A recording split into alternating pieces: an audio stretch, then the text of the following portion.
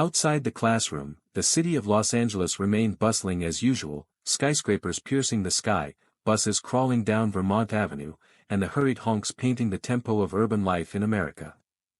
But inside classroom number 312 at Westwood High School, the world seemed to fold into a single sheet of paper, bearing the title, "Why Harvard Needs Me," that trembled softly beneath the glow of the desk lamp. Jaden Carter was sitting alone. He was a junior, an African-American boy, raised in South Central, a place where the line between hope and despair was only a few blocks wide. Outside the window, the sky had begun to lean into dusk. A few golden leaves drifted past the glass, a gentle reminder that autumn was quietly tiptoeing to America's doorstep. Only a few students lingered in the classroom. Jaden didn't pay them any attention. He was focused entirely on his personal essay, a requirement from Harvard's admissions office for the early application round.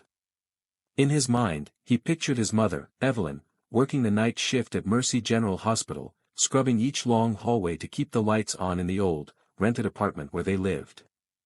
Jaden's hands trembled slightly as he wrote, but his eyes were steady. He knew very well, this essay could be his ticket out of all the prejudice, out of the walls of social class, and out of the looks that always tied him to the violent poor neighborhood. He didn't hear the sound of high heels clicking behind him. "Oh, Mr. Carter is so diligent, isn't he?" came the voice of Miss Holloway, cold and sharp like steel. She was the advanced English teacher, infamous for being strict and biased. Jaden looked up. "Yes, ma'am. I'm writing my college essay." She walked over, glanced at the title, then burst out laughing, the kind of laugh that was half mocking, half condescending. "Harvard, huh? Which door are you planning to enter through, cleaning the freshmen's dorms?" Laughter in the classroom started to rise, then exploded as Marcus and Leyon, two white boys from rich families, joined in. "Or maybe Harvard needs to hire new cafeteria staff." Marcus sneered. "His writing's so good, even Ronald McDonald would hire him as a consultant," Leyon added. Jaden said nothing. He folded his essay, slid it into his worn-out backpack, and stood up. That kind of laughter was nothing new to him. America was a place where everyone had the right to dream, but not everyone was respected for dreaming. Ms. Holloway folded her arms, her voice light as if it carried no weight. "Jaden, I think you should be more realistic. Community college is a much more reasonable start than illusion." All he said was, "Thank you, ma'am," and then walked out of the classroom. Marcus stretched his leg to trip him, but Jaden dodged. It was only when he stepped out into the hallway that he paused, his shoulders sagging slightly, for just a second, then straightened again, and kept walking.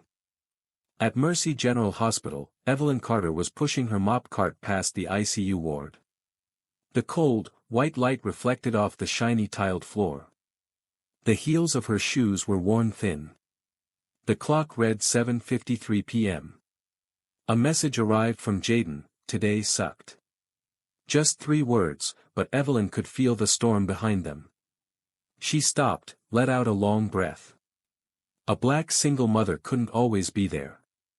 But she had always been the last one standing, when every other hand had already let go. During her break, Evelyn stepped into the staff room and opened her wallet, pulling out an old photo of her late husband, William Carter. He wore a bright red sweatshirt with the Harvard logo on it, and a radiant smile. He had never gotten into the school, but that dream had never faded. Evelyn gently stroked the photo, and whispered, "Will, our son is being laughed at for the very dream that once lived in you." That evening, Jaden stopped by the public library. The librarian, Mrs. Werner, nodded at him in greeting. He had just 10 minutes before closing time. A new draft came out of the printer. He folded it neatly and tucked it into his backpack with care. When he got home, the apartment was quiet. His mother had left a small note, "Emergency shift, sandwich in the fridge." Jaden ate quickly and opened his math notebook. The essay, he placed aside, it carried a strange heaviness after an afternoon full of humiliation. Late at night. The school was empty of all footsteps. In classroom 312, the janitor Gerald Whitmore, an elderly black man with a slightly hunched back, quietly mopped the floor. As he emptied the trash can, something caught his eye, a crumpled sheet of paper. Something about it made him stop. He opened it. "Why Harvard Needs Me." He read it. And was stunned. That essay was unlike any other he had ever read. It wasn't flowery, nor full of hollow idealism, it was just the truth, about poverty, longing, a mother, and a thirst for learning like smoke trying to squeeze through a tightly shut window. Whitmore folded the paper, tucked it into his coat pocket. In his eyes glinted something more than curiosity, a spark long buried, the kind of spark he had once seen in himself.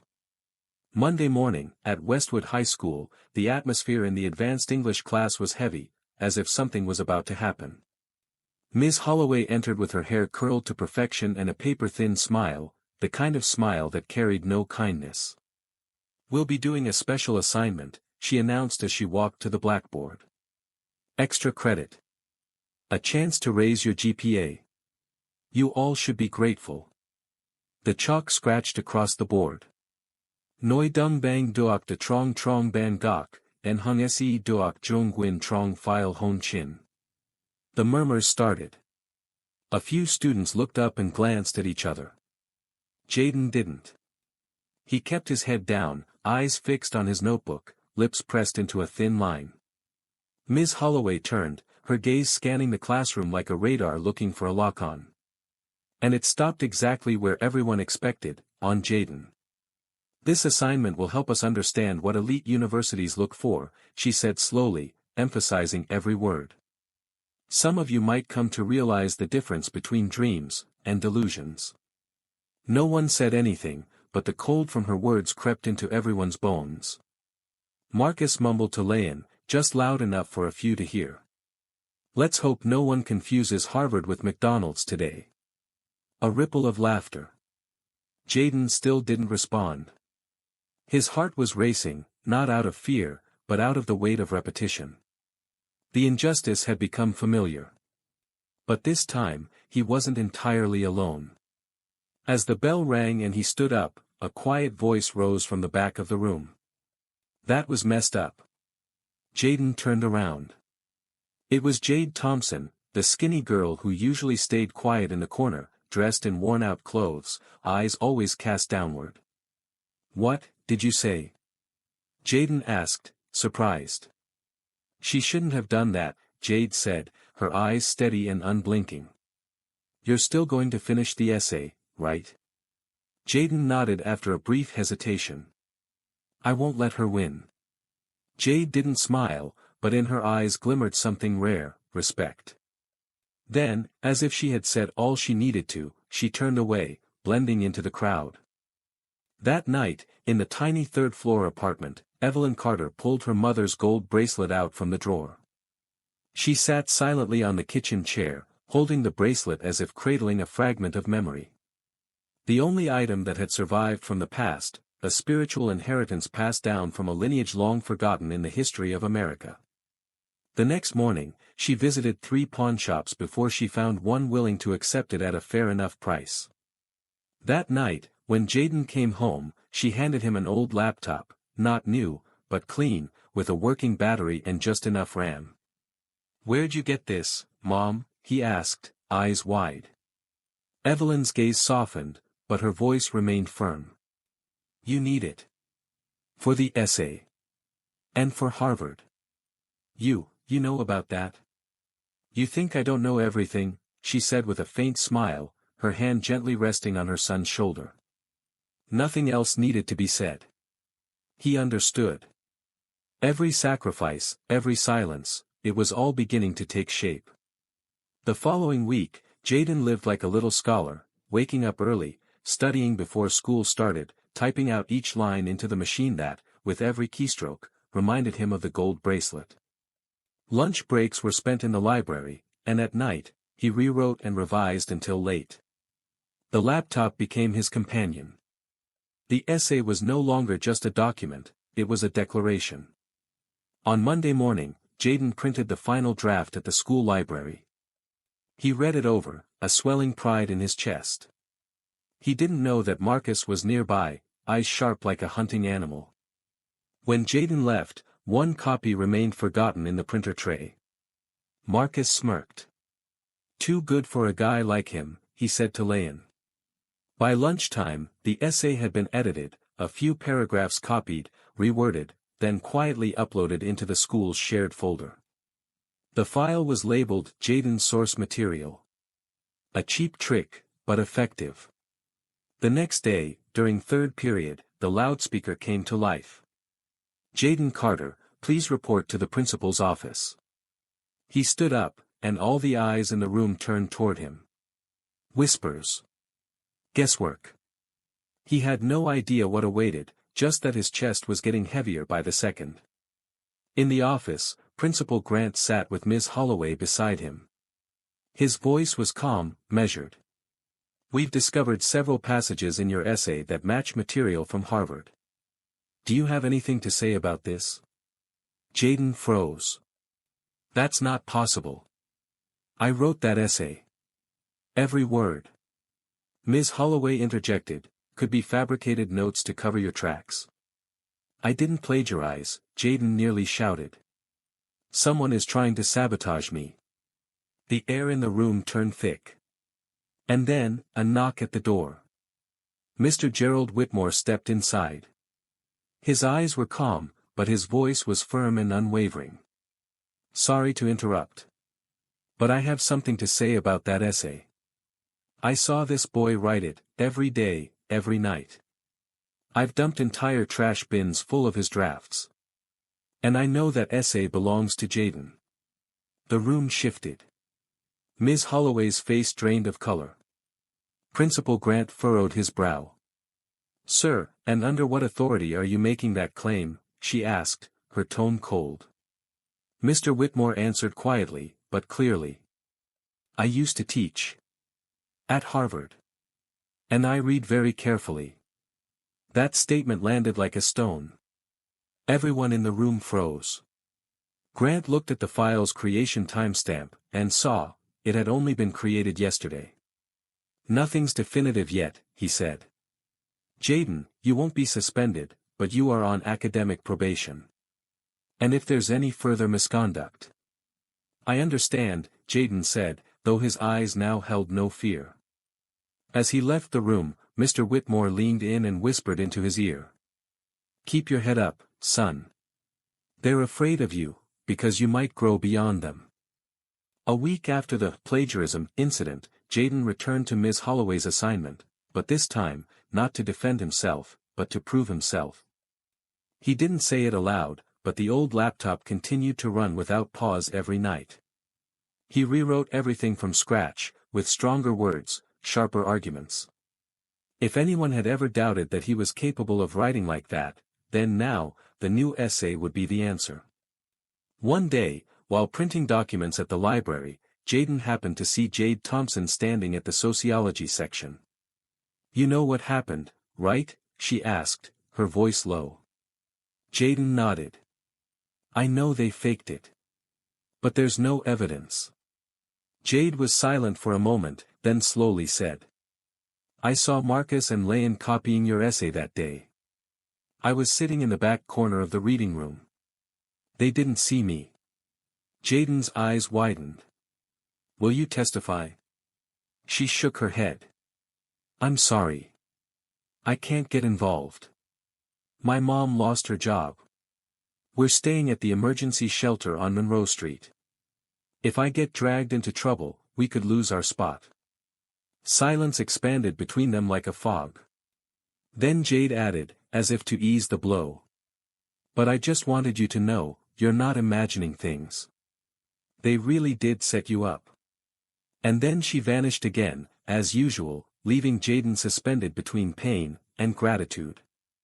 The following week, at the school guidance office, Jaden noticed a flyer about a citywide essay competition, the Mallister Essay Challenge. This year's theme was Legacy, How Do You Create It? The winner would receive a prestigious scholarship from the University Alliance Fund, along with an invitation to be interviewed directly by Ivy League representatives, including Harvard. His school counselor, Ms. Peterson, seemed genuinely excited. "Jaden, I think you should enter. Your essay is incredibly powerful." Jaden nodded. A flicker of hope began to glow again. But at that very moment, as if the scene had been scripted, Ms. Holloway walked in. "The Mallister competition?" she asked, her tone coated in icy surprise. "He's not eligible." Ms. Peterson furrowed her brows. "I haven't seen anything in Jaden's file that would disqualify him. He's currently under academic warning for plagiarism," Ms. Holloway said, without a hint of hesitation. "That hasn't been concluded yet," Jaden cut in. "Principal Grant said it's only a temporary measure." Ms. Peterson paused, then gently offered. "Then it's best that we check with Principal Grant himself." In the principal's office, after reviewing the records, Mr. Grant said, "Actually, there's nothing in our regulations that prohibits a student on academic warning from participating in academic competitions."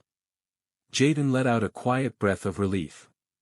"However," Grant continued, his tone firm, "just one more misstep, and you're out of this game immediately." "Understood?" "Understood, sir." From that day forward, Mr. Whitmore began mentoring Jaden every morning before school. The school library, usually empty in the early hours, became their private classroom. "Words are power," Whitmore told him. "Not because they're fancy, but because they make people stop and listen." He handed Jaden books the boy never thought he'd ever touch, The Elements of Argument, Letters from Birmingham Jail, The Fire Next Time. "This isn't just about winning a competition," Whitmore said. "This is about survival. And about walking into rooms they don't want you in." With only 3 weeks left until the competition, Jaden started practicing his speech. In an empty classroom, he stood behind a podium, his voice still hesitant. "No. Don't speak like you're reciting," Mr. Whitmore corrected. "Speak like it's a truth you've just lived through." He stood up, his back straight as if time had never passed. "We are not the sum of our circumstances, but the result of our choices," he declared, his voice ringing like church bells. Jaden stared at him, stunned. "That line, did you write that?" Whitmore smiled, his voice hoarse. "A commencement speech. Harvard, 1978. Jaden could barely believe it. "You graduated from Harvard? You were a professor?" "That's not what matters. What matters is, now you'll be the one standing there, and you must be worthy." A few days later, as Jaden sat eating lunch, Jade came over. "I heard about the competition. Need someone to help edit?" Jaden looked at her, surprised. "I thought you didn't want to get involved." She looked back at him, eyes serious. "I didn't have the courage to stand up for you last time. I'm not letting that happen again." That night, Jaden finished the final sentence of his essay. "Legacy is not something that is inherited, but something that is built day by day, through the smallest choices, in the darkness where no one sees." He reread it, and a deep breath surged through his chest. No matter how the competition ended, this essay was his testimony. A truth carved out of his very own life. Saturday morning, early. The sky over Los Angeles was gray and overcast. The clouds hung heavy, and now and then, a light drizzle fell, as if the city itself was holding its breath on behalf of the students heading to the Mallister Essay Competition. Jaden Carter was dressed in the outfit his mother had ironed the night before, a white button-up shirt, dark khaki pants, a gray tie. Everything was neat and decent, not flashy, but showing care, preparation, and self-respect. Evelyn stood at the door, gently adjusting the collar of her son's shirt. Her hands trembled, but her eyes were steady. "Will you be all right?" she asked softly. "I'll do my best," Jaden said. "For me. For you. And, for Dad too." She smiled faintly, then pressed into his palm a small, smooth stone. "Grandpa gave this to me once. Now it's yours. Call it, our kind of luck." The Riverside Convention Center, a modern glass building in the upscale western district of the city, was the venue for the competition. Jaden stepped into the grand lobby and felt like he was entering another world. Students from prestigious private schools, top-tier public schools, some arrived with parents in tailored Armani suits. No one looked like him, a black boy from South Central with an old backpack and a pair of discounted sneakers his mom had bought at the end of the season. He walked to the reception table, handed over his invitation, and received his name badge. Carter, Jaden, Westwood High School. From afar, a familiar voice called out. "Oh, look who it is. Harvard boy's here." Marcus Williams stood beside Leyon, wearing a perfectly fitted suit, his eyes sharp and hostile. "Good luck," Marcus said with a fake sweet tone. "You'll need it." Jaden didn't respond. He remembered Mr. Whitmore's words. "The moment you let them pull you into their game, you've already lost." In the prep room, Jaden sat quietly, reviewing his notes. He placed his hand inside his pocket, fingers closing around the smooth stone. It felt solid, like a steady heartbeat. Around him, other contestants were pacing, mouthing their speeches, or gesturing rehearsals. The competition consisted of 2 parts. 1. Presenting the essay aloud. 2. Answering follow-up questions from the judging panel. Jaden knew, no matter how strong the written piece was, if his presentation didn't make an impact, he'd be eliminated. "Carter, Jaden," a coordinator called his name. "You're next. Please head to the backstage area." Jaden took a deep breath, holding the printed essay in his hand, 5 pages, perfectly aligned, title in bold. "Legacy is not something we inherit." Peeking through the stage curtains, Jaden saw the packed auditorium. The judging panel sat in the front row, representatives from Ivy League schools. Principal Grant was there too. Even more surprising, in the very back of the room, a man dressed in a sharp gray suit, hair silver, eyes deep. Mr. Whitmore. Jaden stood still. Not holding a mop. Not wearing a janitor's uniform. But like a scholar. A piece of the past brought back to life. Next up, Jaden Carter, Westwood High School. The announcer's voice rang out. The spotlight hit. He walked onto the stage. Holding the essay in his hand, he placed it on the podium, adjusted the microphone, and froze. The pages were blank. Completely blank.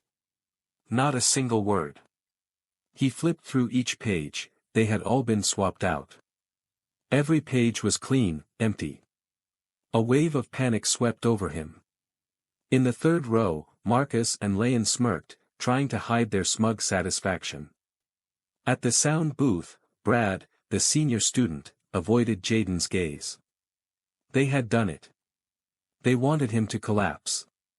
3 seconds. 4. 5. The judges began murmuring. Jaden closed his eyes. A voice echoed in his mind. Sometimes life rips away the script you've prepared, and what's left is what you truly believe in, not what you memorized. He stepped away from the podium, held the microphone. Inhaled deeply. Apologies for the technical issue, he said, voice calm. But maybe this is exactly right for today's theme. The auditorium went silent. Legacy is not something that's pre-written. It's not an essay someone else polished for you. It's not a title passed down by parents with power. Legacy is a choice. It's when we decide to keep walking, even when no one has cleared the path ahead. His voice grew stronger. Each word rang with clarity. He spoke of his father, who never studied at Harvard, but lived like a scholar. Of his mother, who worked 12-hour shifts so he could have enough light to study.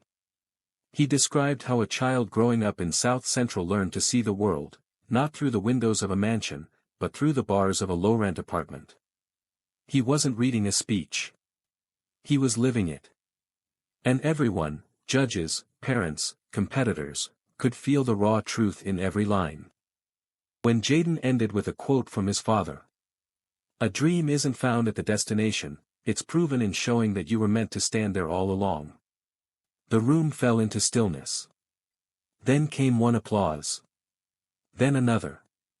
Then waves of it, powerful, genuine, like tides crashing onto shore. At the back of the hall, Mr. Whitmore gave a small nod. His eyes were radiant, his back straight, his lips curled into a proud smile.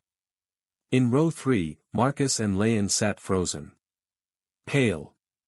Everything had backfired. The judges took turns asking critical questions. And Jaden, now fully immersed in his truth, answered clearly, insightfully. No grandstanding, just honesty, deeply human. As he stepped off the stage, his legs trembled. But in his chest, burned a fire more vivid than ever before. 2 days after the competition, Jaden still hadn't received any official news. But strangely, he didn't feel anxious. The usual unease, the nervous waiting, it wasn't there anymore. Because after that speech, Jaden knew, no matter the outcome, he had already defeated the one opponent that mattered most, himself. Tuesday morning. He was sitting in the school library when Ms. Peterson, the guidance counselor, ran in, her face lit with an unusual excitement. Jaden. You have a visitor. From Harvard. He froze. From, where? Harvard. They're here. In person. In the principal's office, a tall, well-dressed black man in a navy blue suit was shaking hands with Mr. Grant. He turned as Jaden stepped inside, his smile was warm, but his eyes were sharp, penetrating. The kind that seemed to read straight through you. You must be Jaden Carter, he asked. Yes, sir, Jaden swallowed hard. Dean Malcolm Rivers, the man said, offering his hand. Dean of Undergraduate Admissions, Harvard University. The room turned to ice. You're from South Central, right? The dean continued, his voice gentle. I grew up in Watts. Not too different. Jaden couldn't even respond. His palms were damp with sweat. Dean Rivers smiled slightly, then placed a deep red folder on the desk, embossed with Harvard's crest. Your essay actually reached us before your official application. What? It was sent by a former professor of ours. A man we deeply respect, Gerald Whitmore. Jaden's heart stopped. Dean Rivers nodded, his eyes now serious, deeper. He used to be one of the brightest minds in our political philosophy department.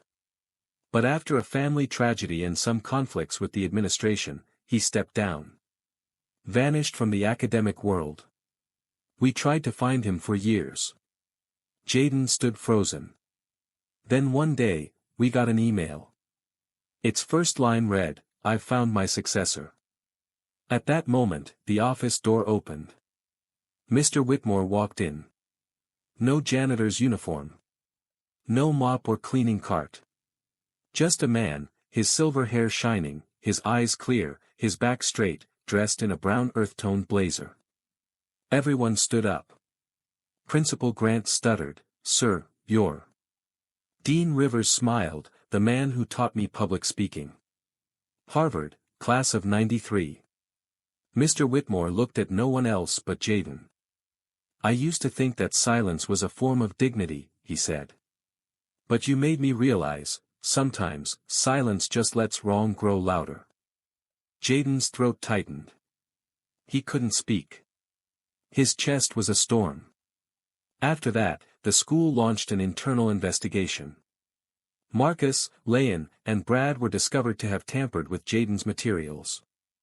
All were suspended, and the incident was added to their academic records. But Jaden didn't feel triumphant. He just felt light. Like a great door had opened, and what lay beyond wasn't glory, but freedom. A week later, Evelyn received a thick envelope in the mail, sealed with red, Harvard University. Jaden opened it, his mother standing behind him. Inside was an acceptance letter. Along with a full scholarship. At the bottom, handwritten. Welcome home. Dean Rivers. Evelyn pulled him into her arms, tears streaming down her cheeks. Your father would be so proud. The Westwood High School Honor Ceremony. Jaden stood at the center of the modest stage, dressed in a white shirt with a red ribbon around his neck. Mr. Whitmore sat in the front row. Jaden spoke, his voice calm and low. "I don't stand here to represent South Central. Or to represent being black. Or poor. I stand here to represent a belief, that everyone, no matter where they come from, has the right to dream something big. And to be respected for it." The applause thundered through the room. After the ceremony, when everyone had left, Mr. Whitmore took Jaden to the back of the school, where an old oak tree stood, unnoticed by most. "I planted this tree in 1984, he said. "Right before I walked away from everything. Now, you'll be the one to care for it." Jaden nodded. Mr. Whitmore reached into his coat and pulled out a silver ring, engraved with the Harvard crest. "This was mine. But now, it should be yours." Jaden accepted it, his hands trembling. The ring wasn't large, but the weight it carried, held a lifetime. At the Harvard Wall of Honor, where the names of extraordinary students are engraved, a new name had just been added, in bold capital letters. Jaden Eli Carter, Class of 2030. Beneath it, a small inscription. "The boy who spoke without a script. Pushpin September, Cambridge, Massachusetts." The autumn wind blew gently along the Charles River, swirling golden leaves across the water's surface. In the historic courtyard of Harvard University, the footsteps of freshmen echoed, interwoven with excitement and nervous anticipation. Among them, Jaden Carter walked through the gate of Widener Library, with a new backpack, a tightly held campus map in hand, and a trace of anxiety on his face. None of the hoodie-wearing students with MacBook Pros knew that this black boy, with eyes filled with quiet depth, had just stepped out of an extraordinary journey. Jaden sat silently at the back of Sanders Theater, where freshmen gathered to hear about the school's philosophy, academic freedom, honor, and the pursuit of truth. But as professors took turns to speak, all Jaden heard echoing in his head was something Mr. Whitmore once said. "Don't just come here to learn, come here to light up the room they never wanted you to walk into." That afternoon, while other students formed groups and made small talk, Jaden stood by the water table, slightly apart from the rest. A tall, skinny Asian guy walked up and extended a hand. "Hi, I'm Min, from San Jose. You're Jaden. South Central, LA. Min squinted. "That's the neighborhood with all the gangs, right?" Jaden gave a quiet nod. But Min suddenly smiled. "Then we'll get along. I used to live next to a junkyard." Jaden laughed, a real laugh, his first since setting foot on campus. First class, contemporary politics. Professor Elias, a white man with a silver beard, known for being strict, entered with a traditional wooden pointer in hand. After roll call, he asked, "Who here thinks American democracy is functioning properly?" Silence filled the room. Jaden raised his hand. "I think it was designed to function, but not for everyone." Professor Elias squinted. "Your name?" "Jaden Carter. Class of 2030. Explain." Jaden didn't look at his notes. He talked about how he and his mother had to fight for the right to learn. About biased teachers. About doors that only opened for those who already held the key, and how he forged his own from belief. The room was silent. Professor Elias nodded. "We need more students like you. Weld Hall Dormitory." Jaden shared his room with Elijah, a Jewish-American student whose father was a well-known attorney. The cultural differences were obvious, but strangely, they found themselves learning to listen. One night, Elijah asked, "Did you ever hate Harvard?" Jaden thought for a moment. "Yeah. When I thought it was only for those who were already inside the circle. And now?" Jaden looked out the window, saw the glow of Lamont Library reflecting through the trees. "Now. I think I'm here to open a new circle. Houghton Library, late fall." Jaden was researching historical speeches when he received a message from Dean Rivers. Meet me at my office at 5 p.m. Someone wants to see you. When Jaden arrived, the dean welcomed him with an unusual sense of formality. A woman sat waiting, Angela Brooks, director of the National Minority Talent Fund. Next to her sat a representative of Aspire Fellows, an organization that trains young black students to succeed at Ivy League schools. We know your story, your Mallister speech, and, even the drafts Mr. Whitmore sent. Jaden was surprised. He sent the drafts too. Dean Rivers nodded. He believed you're not just a student, you're a writer. Angela Brooks smiled kindly. We'd like to invite you to be a national ambassador, to share your story with the next generation. Jaden didn't speak. He simply felt his hands begin to tremble, this time, not from fear, but from the weight of responsibility. 1 year later. At a low-income high school in Atlanta, a group of students gathered in a small auditorium to hear a talk by a former Harvard student. On stage stood Jaden Carter, now a sophomore, wearing a deep crimson Harvard sweater. He smiled and projected a photo of his mother mopping a hospital floor on the screen. I'm not here because I'm more special than you. I'm just someone who believed, your circumstances don't define you. Your belief does. In the audience, a small, skinny boy looked up, his eyes shining like stage lights reflected on the ceiling. A spark of hope had just been passed on, from someone who had once walked out of South Central, stepped onto a stage, and begun writing his own legacy. Glowing Star. The story closes with Jaden as a light, not only for himself but for all the children who never had the right to dream. Glowing Star. He didn't just get into Harvard, he brought Harvard closer to the world beyond its gates.